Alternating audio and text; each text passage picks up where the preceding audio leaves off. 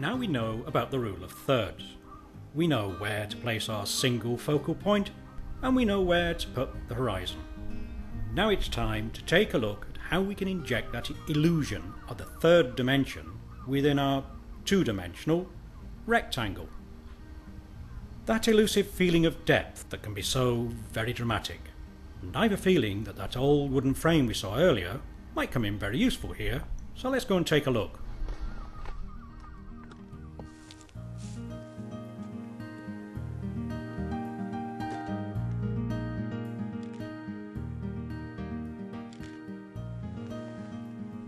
Here I've used the foreground of the old framework for a picture of the view with the cottage.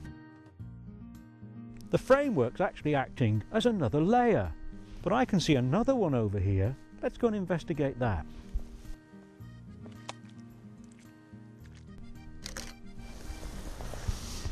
In this case, I'm using the grass as a layer. I've used the cottage as a focal point, the grass as a foreground. That picture will have a tremendous feeling of depth, the third dimension. It's also got lovely side light on it as well, which helps.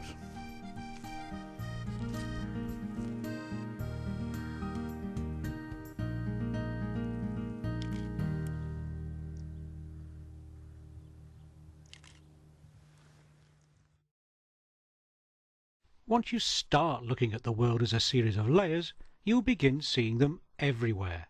Here I've not actually used the cottage as a focal point, but that wooden framework has given depth to a view of the bay. It's almost three-dimensional. Trees and branches are particularly useful when photographing landscapes. But buildings too can be treated in the same way, to add that depth. Add some strong backlight to your layers and a really powerful dramatic image can result, even when the subject is tranquil and the distant visibility is a little hazy. Don't be afraid to adjust your position a little to make the most of those layers. Just look what happens with this shot when I bend my knees to overlap the layer of the gate so that it breaks the line of the wall. See the difference? A small adjustment has created an even stronger illusion of that third dimension.